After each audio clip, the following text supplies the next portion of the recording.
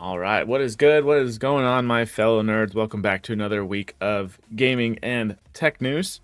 Hope to get you caught up on some of the latest news going on this week. And without further ado, let's get into it. So, supposedly, Samsung's This is a reported, Samsung. expecting to ship just 100,000 Android XR headsets this year. So yeah, not huge expectations for it, which I kind of am okay with that instead of like making it a hype machine a little bit. No, I think that's better. Well, okay, so I'm glad that they're keeping their expectations tamed, so they don't expect a bunch and everything just dies off of rip because they didn't sell enough. Mm-hmm. Because the developer's not there just yet. The one thing though, because I think this article kind of specifically talks about it being Project Mohan or Muhan, however you're gonna say it. Um, and so it's not talking Oh, I'm about gonna plug my Switch in, it's not but talking you can about keep the going. glasses or anything like that. It's just talking about basically the Android version of a Vision Pro. So two different things in my opinion, because I still think the glasses version of Android XR is the market that'll take off versus the headset will have its smaller niche in my opinion. Um, Also, I think it'll help it a lot, even if it is 100,000, maybe even a little less. The fact that Google Apps will just supposedly natively just as soon as this is released, it'll just work on this damn thing. I think that's going to be super cool. As long as the apps get a kind of a sort of day one patch update to help make it functional. Just because honestly, in terms of, you're watching something, maybe a little bit of business or anything like that in these headsets, but I feel like a lot of the marketing around these things are more for leisure. Sitting on a couch, maybe playing a few games or whatever not.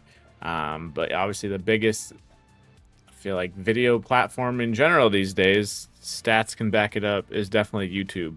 And I don't know if Vision Pro is updated with YouTube just yet or anything like that. I know you can use it in like Safari and expand it out that way, but if YouTube's kind of baked into an Android headset, it's going to be pretty decent. So I'm just thinking that if Samsung's kind of setting the bar low compared to the rest of these like VR headsets for the most part, then investors kind of assume like, all right, maybe they don't have confidence in it or whatever not, so let's hold off on anything like that. And if it hits 100,000, maybe a little less, then it's like, okay, that's kind of what we expected. We at least told you guys about it.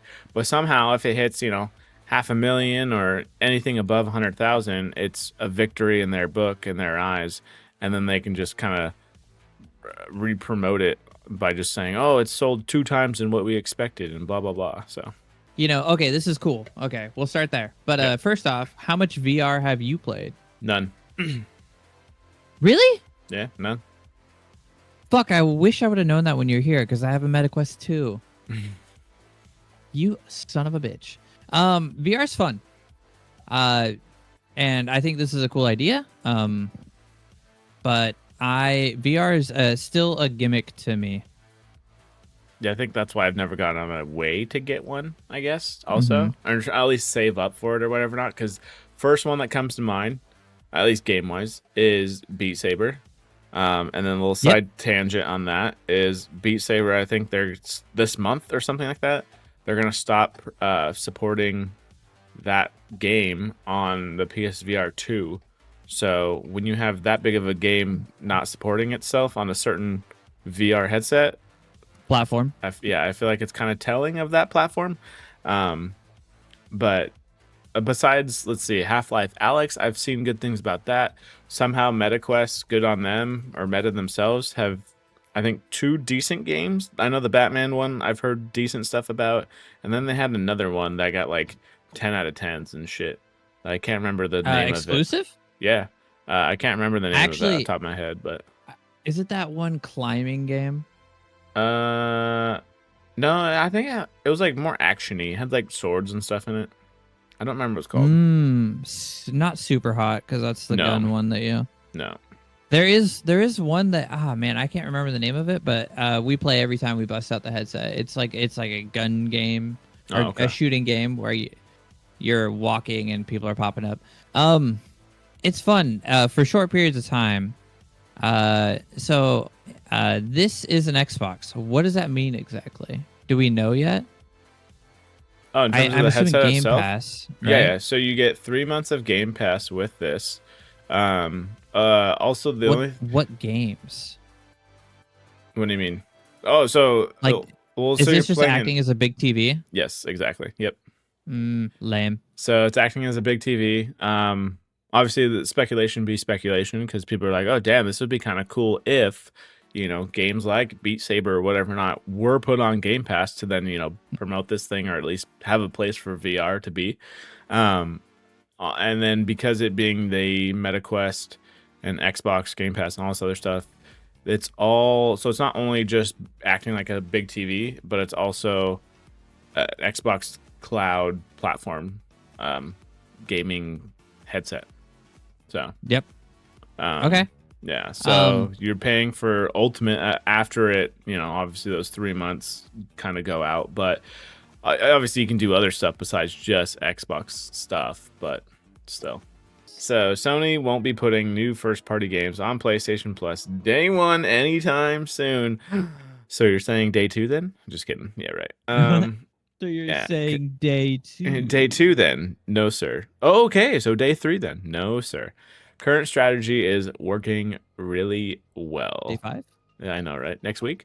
So yeah, basically TLDR for this story is that Sony's sticking to its guns for not releasing first-party games on day one to PlayStation Plus subscription service. Vice versa of what Xbox does with Game Pass and all this other stuff, which is fantastic on the Xbox side. Yeah, Sony doesn't need to be putting first-party games with PlayStation Plus because let's go over it. Spider-Man, Ratchet and Clank, God of War. I'm forgetting a crap ton already at this point. Well, no, you're not, because there hasn't been very many. Ghost of Tsushima and all this other stuff, like those alone, and then I guess Astro Boy and whatever not. Like, granted, they could literally have a handful of first party games, and it seems that they're doing just fine because they've been at least getting what, like an 85 or something on Metacritic or OpenCritic, all this other stuff. Yeah, so Xbox Insider's gaming library is coming to the Xbox PC app. So basically, yeah, Xbox being the everyone wants their own launcher, but Xbox being the main launcher to then house all your other launchers like Epic and Steam. So then, yes, at that point, you could just launch, like you said, Spider-Man from it or Fortnite or whatever not kind of thing. Like, it'll let you know what library it's in, but at the same time, kind of keep it all in one hub. Which is smart for them because technically that means they're already testing it out before the Ally comes out. It's like, yeah, games are running faster on SteamOS and Windows 11, which I can completely agree with that, just because if you have something OS related that's just strictly for games, this is what we're doing, this is how we're running, and can control it straight from there.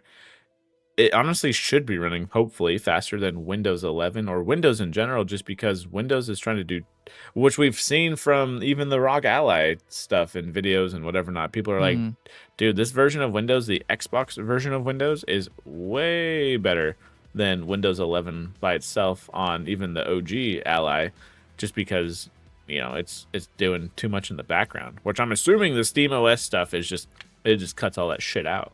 Lenovo Legion Go. Okay. It makes sense for the devices they're using it on. Yes. Specifically because SteamOS is a Linux-based software. Yeah. And it doesn't work entirely well with every PC component out there. So this would be interesting to see. I should install it on one of my several PCs I have laying around just to see. Fairphone 6. I will say the green is my favorite too. The modular phone. Yes. In a way. Which leads me to wonder if why is that name slipping off my tongue right now? Project Ara? No, they just made the desktops and they have the modular laptops. Linus Tech Tips is involved with them. What's that company? Framework. Yeah. framework. Do they get into the phone space? And I guess technically, even if they don't, do I want them to? Yes, because they do a little bit different than even Yeah. Fairphone does. I would buy their phone as long as it was like how they treat their desktop and laptops. And by that, I mean, because even I would buy it over even this Fairphone, to be honest. So just because... Because you could buy their phone piece by piece if they did it like their desktop and laptop. Yep. And so you could just build it over the course of a year. Yeah, and don't get me wrong, Fairphone, great on you, you know, like repairability, modular. Oh no, this is fantastic. Obviously, if you're not familiar with Fairphone 2, it's basically, you know, making sure that the materials that's getting used in this thing are fairly mined, and all that good stuff. So just the resources, so resources are ethical, all that stuff. 8 years of software support. Someone just said, I love the idea, but it has one major flaw. There's no way in hell a phone is going to be usable in 10 years' time. Bullshit. So I don't know where they got the 10 years then. So a friend of mine at work, he just upgraded from an iPhone 10 to an iPhone 13. So now he has 5G. But he almost used it for 10 years. It was 2017 that it was released. There you go. Yeah, not everyone updates every, I don't know, 2 to 3. And he wouldn't have upgraded if he didn't get the iPhone 13 from me. Okay, I was wondering why he went iPhone 13, but obviously, yeah, price wise, whatever. Yeah. Okay, gotcha. Yeah, I hooked him up with a good deal. I don't know. Us nerds, we're gonna care about, you know, oh man, it only has 8 years of software support and whatever, like 7 years of security patches and this and that. It's like, dude, as long as the battery is still as like good as day one and you're not constantly charging it, whatever not, dude, people could use their phones throughout, like no problem. As long as it's getting calls and messages and they can scroll on whatever damn social media app that they want, sold. The one thing that stuck out to me though was this damn battery life. I don't know if you saw that at all. The 4,000 something? Now, that part's fine, but it says easily replaceable by removing just 7 screws. Fantastic. That will power the phone for up to 53 hours on a full charge. It has to be standby. Yeah, it slides it into a dumb phone mode. So instead of like a silencer for your ringer, it turns it into a do not disturb mode, which then wipes your like typical Android experience in a sense and just gives you the font of like 5. Like the essential phone? Yeah, exactly. So phone, calendar, Gmail, text, and let's say like, I don't know, camera, maps, whatever not. I don't know if you can go beyond the 5 or whatever. But that's where my assumption is in terms of this whole 53 hours on a full charge. These modular accessories, they're great for this phone, but they're not I don't believe they work on Fairphone 5. So they kind of need to make sure that this back kind of stays the same, hopefully into this Fairphone 7, you know, next year or whatever not. So that way these accessories don't just die with one phone. On this website, it said this phone was made in America. And it is not. Sad they removed that. It is not made in America. It says it's brought to life right here in America with American hands behind every device. Turning it on? Is that bringing it to life? It doesn't. Does not have the Made in America stamp anymore. Good Lord. But it doesn't go over the processor, what Snapdragon or whatever the fuck's in it. Oh wait, you're supposed to put a processor in these things, dude? What? It's just a gold. I mean, like the battery's pretty solid, camera's solid, 120 hertz refresh rate's pretty solid. I think it's gonna be trash though. I think it's gonna be. Dude, you know what this reminds me of? You know what I need a comparison of? I need a comparison of any YouTubers out there. I'm just sending this out there just in case, whatever not. I need a comparison of this phone versus the Pablo Escobar phone. Cracks me up. Yeah, speaking of phone things, and granted, this one I think is a little bit more recognizable, but the Apple, you know, phone, the Apple ecosystem. CarPlay? Yeah. CarPlay. Not just CarPlay, good sir. CarPlay Ultra. CarPlay. Yeah. Is that what it's actually called? It is literally called Ultra because we don't want to use Pro anymore. It actually is called that. Holy shit. Yep. Yeah, so car manufacturers have adopted already Aston Martin, which is shown in this image here. So it literally you don't have to plug in your phone, but once you have your iPhone, turn your car on, your typical peasant Aston Martin car. But yeah, it takes over any screen available. It'll take it over with the CarPlay Ultra. So then at that point, it's Apple's world, and you're kind of just living in it or driving in it, I should say.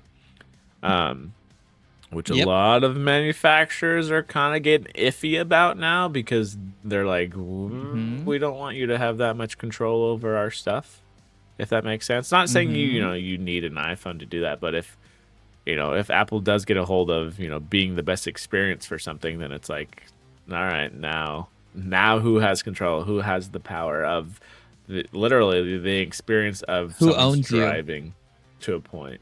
Yep. Not only that, but it's a bigger play into the whole aspect of, because even when I was testing out autopilot and that stuff on my little Tesla trip there's definitely going to be a point in the future, and it's just going that way anyway, where if cars do end up, or you're in a vehicle that drives itself, the driving experience is completely wiped out.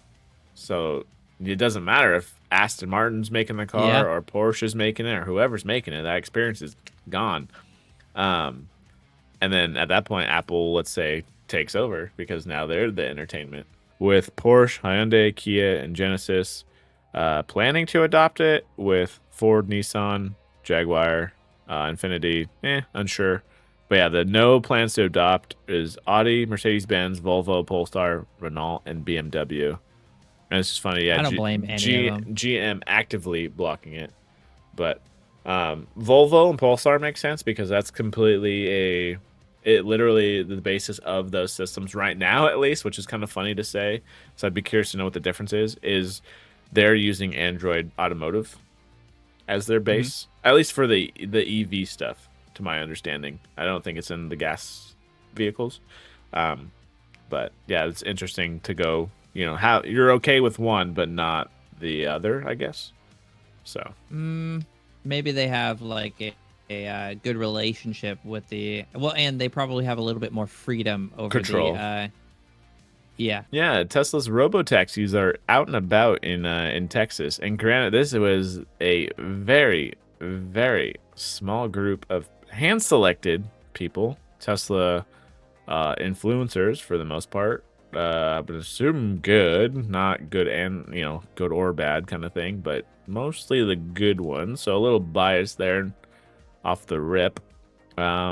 But yeah, there were some moments in terms of the vehicles needing to be self-corrected, but I do not believe that there were any that were like crashed. You know what I mean?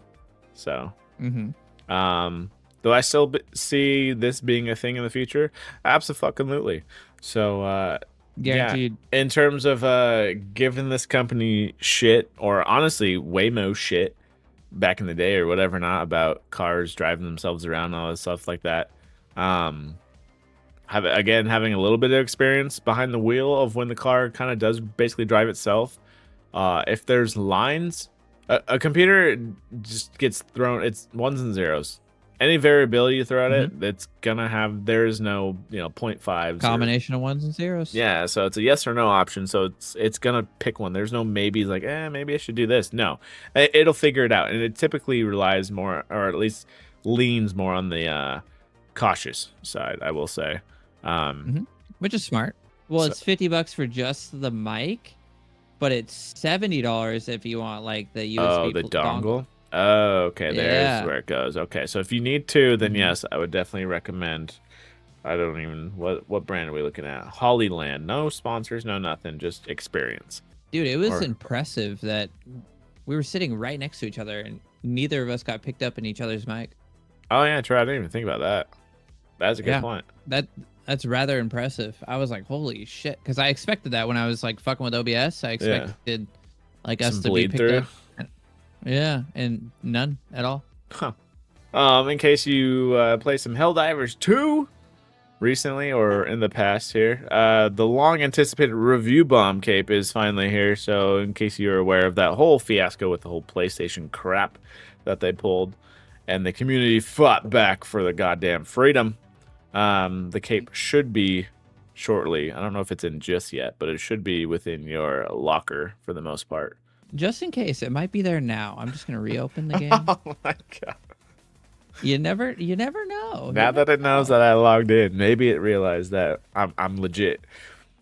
But Well, so last time I didn't play Helldivers for a long time. I logged in and it gave me a bunch of rewards, and then I logged off, and then the next day when I logged back in, it gave me a bunch more rewards. Like it it's didn't just fill out all. backlogging You them. know what I mean? Okay. Yeah, like it didn't give me like all of them right away. Interesting. Oh yeah, there we go. I got it. Oh, it's Pillars the cake. of Freedom. It is here. Well, then look at It is that. here. Let's take a look. The report Defender back. of our dream. Oh yeah, now I'm getting a bunch more. Oh god, looks sick. Yeah, buddy. We're gonna equip that bitch right away. Oh yeah, I'll have to log in once we're all said and done here then. And yeah, catch us live every some Fridays. Make sure the notifications are on for Teched Out, Dat Kyler, all that good stuff. But yeah, that's been this week in gaming and tech. So hope to see you in the comments or in chat. Until next time though. Take it easy.